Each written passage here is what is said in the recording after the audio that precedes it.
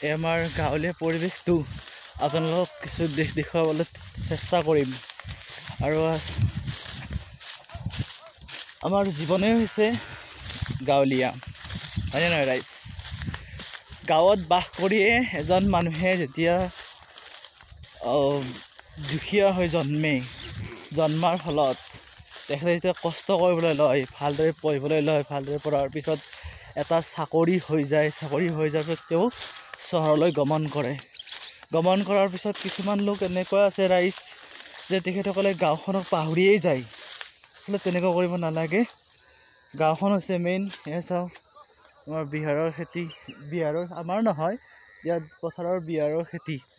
ইমান ধুনীয়া হয়নে খেতি বাতি সকলোৱে কৰিব লাগে খেতি বাতি কৰিলেহে আমি সকলোৱে খাব পাম হয়নে নহয় খেতিয়কে মেইন দেশ ৰক্ষাৰ বাবে জোৱান মেইন আৰু খোৱাৰ বাবে আমাৰ খেতিয়ক মেইন যদি খেতিয়কে যদি খেতি নকৰে তেতিয়াহ'লে আমি খাব পাৰিম জানো ৰাইজ আৰু জোৱানসকলে যদি আমাৰ দেশখন সুৰক্ষা নিদিয়ে তেতিয়াহ'লে আমি সুৰক্ষিত হৈ থাকিম নেকি ৰাইজ আমি কেতিয়াও সুৰক্ষিত হৈ থাকিব নোৱাৰোঁ আমি জোৱানসকল আৰু খেতিয়কসকলক সমানে স্বাধীন দিব লাগে সমানে সন্মান কৰিব জানিব লাগে কিয়নো খেতিয়কসকলেই হৈছে আমাৰ জীৱনৰ কি একোটা অংগ বুলি কওঁ যে খেতিয়কসকল হৈছে একোজন মহান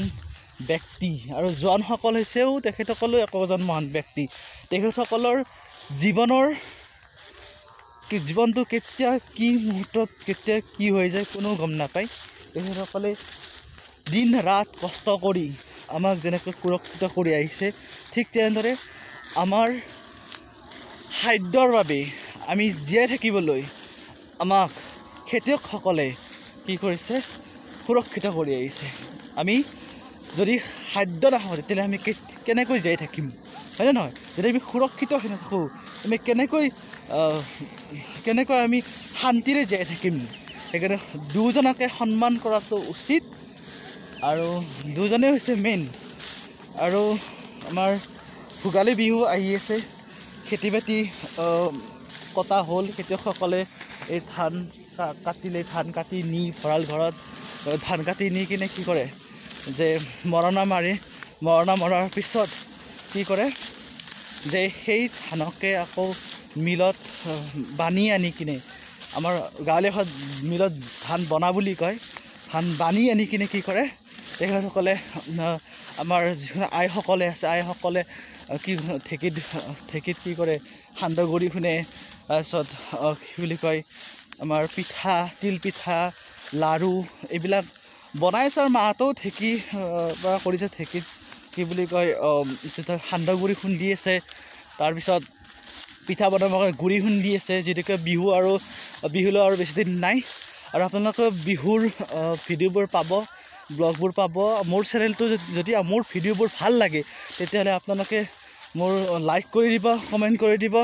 লগতে মোৰ এটা চেনেল আছে মই কৈ দিছোঁ যে চেনেল এটা আছে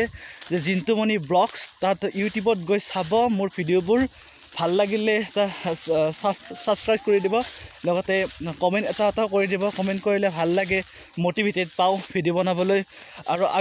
আগন্তুক দিনতো মই ভাল কাম কৰি যাম বুলি আপোনালোকক প্ৰতিশ্ৰুতি দিলোঁ আৰু আপোনালোকে সঁহাৰি জনালেহে মই ভাল কাম কৰিব পাৰিম এটা মটিভেশ্যন পাওঁ ভিডিঅ' বনাবলৈ ঠিক আছে আজিলৈ বাই বাই জয় আই অসম।